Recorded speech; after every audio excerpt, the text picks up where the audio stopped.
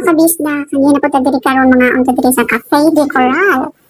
Lami kay ilahang food diri mga day noon. Kani siya to 50 Hong Kong dollars na. Kani isa is 49 Hong Kong dollars and the drinks is only 7 Hong Kong dollars. So a total of naara siya sa mga 113 Hong Kong dollars. Sa karon gay gusto nami no try ko may kunin chopstick sila yan nato. Matay di man jud ko kantigo mo gamit sa chopstick eh. Saon man lang ni pag kinamoto ni bi.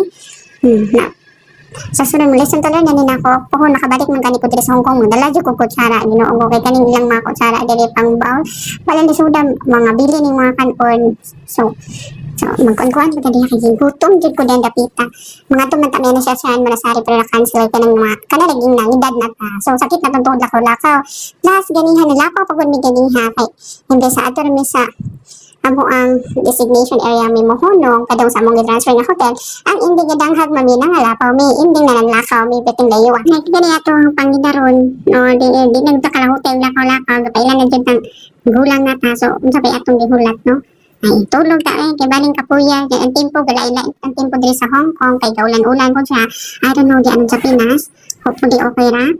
But anyway, gutom jud ko na rin napita. Kundi siya na, natingala ko aning itlog. Abi na ko unsa ni nga itlog. Hako kita diri sa kaon, may nakabantay ko nga na siya tipaka. So kay disuda po nang pilit kayo siya kwaon sa akong kutsara. Sus kamatay. Tingala ko sa itlog kamatay pis din as dada itlog maalat man na itong giatay. Itlog maalat. Mura kong nakakaon usa ka kutsara ng asin. Maulan akong luwa kanina tao. Inog atong dasdasan yung tapalog kanon gay para mo mablad iyang kaasgad. No.